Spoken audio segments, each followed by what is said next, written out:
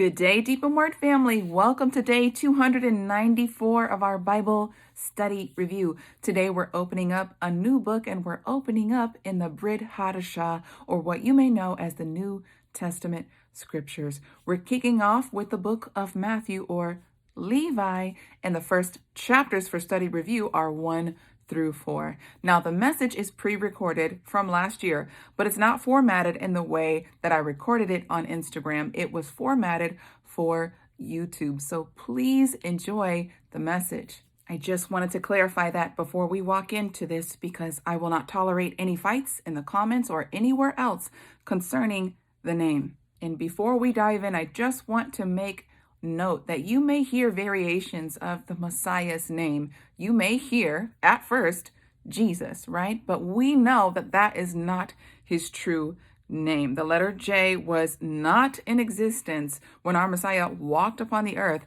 on his first go around. All right. So you may hear variations like Yeshua, Yehoshua, Yahshua, Yahusha. You may hear variations, but I do not fight about this, because when our Messiah comes, the scriptures make it very clear that he will receive a new name. So we know the Messiah that we are following, right? It's the one who leads us to the ways of the Father, to keep the commandments of the Father by faith in Yeshua, because it's in him that we live. We're doing the best that we can with the information that we have at this moment in time.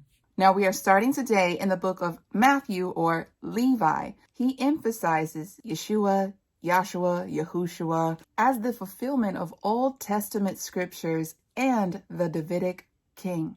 That is why the book opens up with the genealogy of our Messiah. Kings and their lineage are always recorded and written down in the books, in the Chronicles. Well, it's no different with the King of all kings.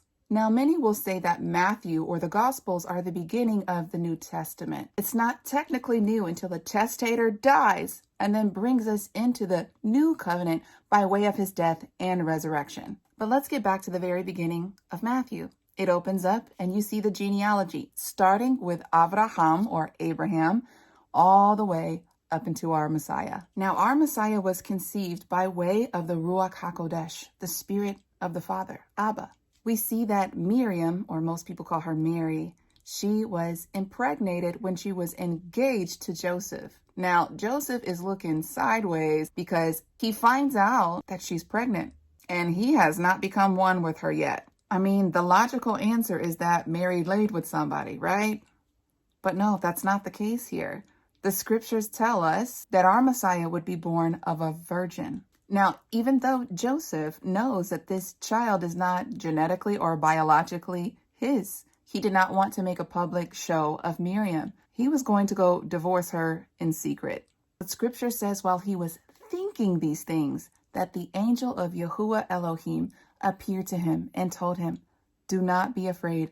Go ahead and marry Miriam. The child that is in her stomach is conceived by the Holy Spirit." The angel of the Lord also says, "She will bear a son, and you will call his name Yahushua."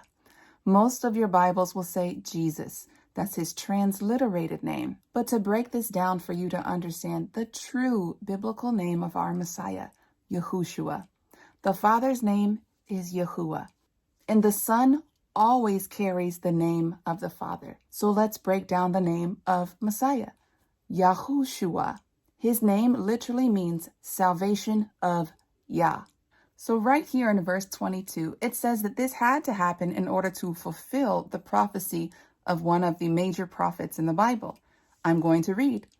Now all of this occurred to fulfill what the Lord had spoken through the prophet, saying, "A virgin shall be with child and bear a son, and they shall call his name Emmanuel," which is interpreted God with us. You can find this in Isaiah chapter 7, verse 14. So it says that Joseph remained with her, but he did not become one with her, lay with her, until after she had given birth to Yahushua. Chapter 2 opens up and it tells us that Jesus, or Yahushua, he was born in Bethlehem of Judea during the time of King Herod's reign. And so there were wise men who came up to the king and they asked him, "Where is the one who is promised, the King of the Jews?" for we have seen his star in the east, and we have come to worship him." This is an immediate threat to King Herod. He's like, there's another king coming for my throne? Oh no. So King Herod immediately plots to use the wise men to scout out this king because, of course, he wants to do away with him.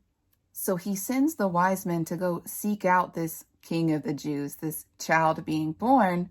And this is what he says: "Go and search diligently for the young child. And when you have found him, bring me word of him so that I may come and worship him also." The wise men, who were magi, they understood the study of astronomy, not astrology.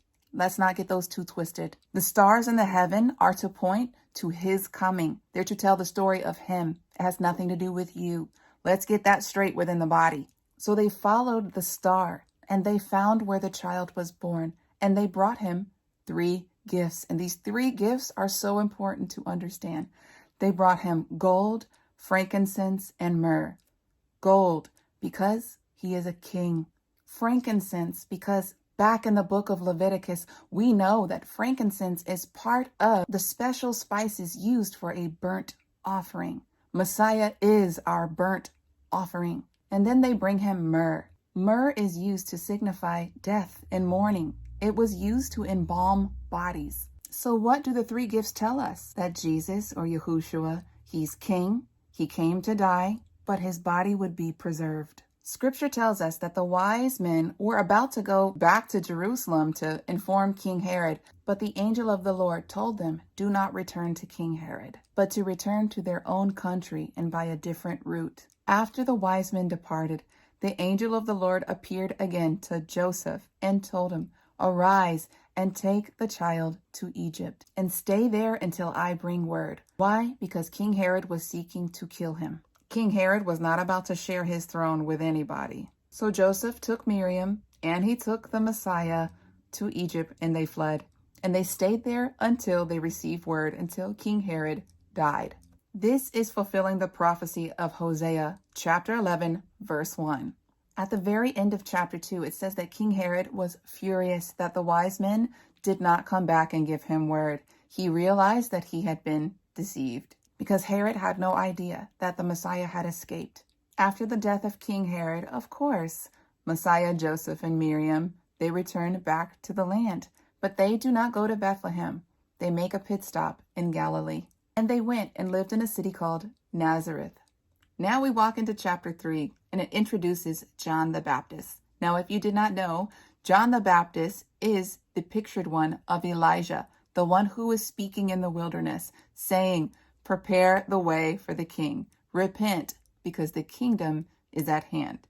One important keynote to understand about John the Baptist is that he was a Levitical priest, and he realized the corruption within the temple, within the house of Elohim. So he left the temple and he decided to do his priestly work outside of the gates. All throughout the land of Judea, many heard about this message of repenting and preparing the way for who?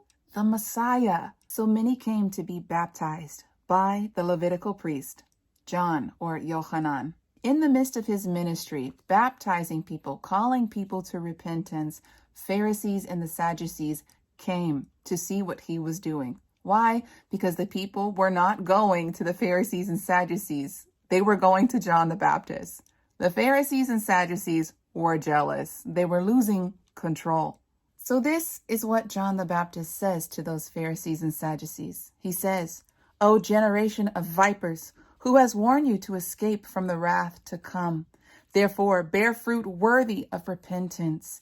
And do not think and say within yourselves, 'We have Abraham as our father.' For I say to you that God is able from these stones to raise up children for Abraham." I'll continue. "Even now the axe is put to the tree roots. Therefore, every tree which does not bear good fruit is cut down and thrown into the fire." He says, "I indeed baptize you with water, but there is one who is coming, who will baptize you with fire and the Holy Spirit." John the Immerser then says this about the Messiah. "His fan is in his hand, and he will thoroughly clean his floor and gather the wheat into the granary, but he will burn up the chaff with unquenchable fire. Now, to understand these phrases, you would have to understand the biblical context, the agriculture of the day, and the biblical feasts, which we will touch on. After this encounter with the Pharisees and Sadducees, then John the Baptist sees his cousin. Yes, he sees the Messiah walking his way, and the Messiah is insistent on getting baptized. And John the Baptizer says, I should be baptized by you. And this is the first time you see the red letters. But Jesus answered him, saying, let it be so for now. It is fitting for us to fulfill all righteousness. What does that mean? Messiah was there to bring back the Melchizedek priesthood. Melchizedek literally means king of righteousness. So Messiah was like, regardless, I'm here to fulfill it all. At the end of chapter 3, it says that our Messiah is baptized. And when he comes up from the water, it says, suddenly the heavens were open, and the Spirit of the Father came down like a dove. And the Father confirmed and affirmed his Son in front of everybody, so there would be no mistakes. And this is what he says. This is my beloved Son, in whom I am well pleased. Now let's walk into chapter 4. Our Messiah, he's baptized. When he comes up, the Father affirms him. So now Messiah is led by the Spirit. By what Spirit? The Holy Spirit. Yes, to be tempted. As soon as you walk into covenant with Messiah, when you denounce your relationship with your ex-covenant partner, who is Satan, if you didn't know it, you're going to be tested. Your faith is going to be tested. You cannot walk into the fullness of ministry until you overcome the devil. By what? The word. And we're about to walk into this and show you exactly how it's done.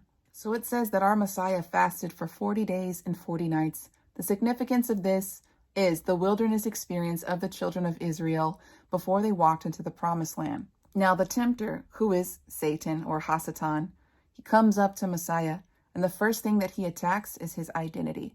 And that's the first thing he's going to do with you as well. He's going to attack your identity because he knows, especially as a new believer, you're not solid. But there was no shaking the Son of the living God. There was no shaking Messiah. So this is what he says to him. If you are the Son of God, command that these stones be turned into bread. And our Messiah answered, it is written, man shall not live by bread alone, but by every word that proceeds out of the mouth of Elohim. Then it says that Satan took him up on the holy city, set him up on the highest point, and he said to him, if you are the Son of God. Do you see how he keeps attacking his identity? He's going to continue to do it to you too. But he says, if you are, throw yourself down, for it is written. Do you see? Satan understands Scripture. He knows Scripture. For the most part, he knows it better than you and I. That's why he's able to deceive so many. So Satan quotes Scripture, and he says, he shall give his angels charge concerning you, and in their hands they shall lift you up, lest at any time you dash your foot against a stone. I want you to take note that our Messiah is not responding with his feelings, with his emotion. He's only responding by the word and the word alone. And he says, it is also written, you shall not tempt the Lord your God. And then again, the devil took him up on a very high mountain, showed him all the kingdoms of the world. And he says, I will give you these kingdoms if you just bow down to me. The world is under a temporary lease, under satanic power. And he's offering to give Messiah the keys to the world if he would just bow down and worship him. I hope y'all understand that from the very beginning, it's always been about worship. Satan wants the worship that belongs to the Father, and he wants it for himself. That is the whole reason why he was kicked out of heaven in the first place. But I want you to see also how our Messiah responds. He says, get away from me, Satan, for it is written, you shall worship the Lord your God, and him only shall you serve. Messiah gave us the perfect example. The only way to make your enemy flee is to respond by the word, not by your feelings, not by anything else, by the word of our Elohim. That is the only way that you're going to pass the test. Our Messiah passed the test. Will you? After the temptation and our Messiah passed the test, he immediately goes into ministry. Now, our Messiah goes to get 12 disciples. Why is this significant? Because there's 12 tribes of Israel. This is the divine number of the kingdom. So he approached them all as a rabbi. And for you to understand the significance of this, men would always chase or go to the school in Jerusalem to follow a rabbi. But here is Messiah, Jesus, Yeshua, right? And he's going out into the wilderness and telling disciples, come and follow me. He tells these everyday men, those who are discarded from the school of thought, and he tells them, I will make you fishers of men. And he gives them a greater purpose. They all drop their nets. At the end of chapter 4, it says that Jesus went throughout all of Galilee with his disciples, throughout the synagogues. And what did he go there to do? It says he went preaching the gospel of the kingdom. Many followers of Messiah today do not have a proper understanding of kingdom, and we will dive into the essence of kingdom throughout this ministry, but I just want you to put a pin in that. It also says that he came to heal the sick. His miraculous signs and wonders preceded him. His fame went beyond Galilee, and that is how chapter 4 ends. Well, Deep in Word family, that's all that I have for you today. Until tomorrow, Yah bless.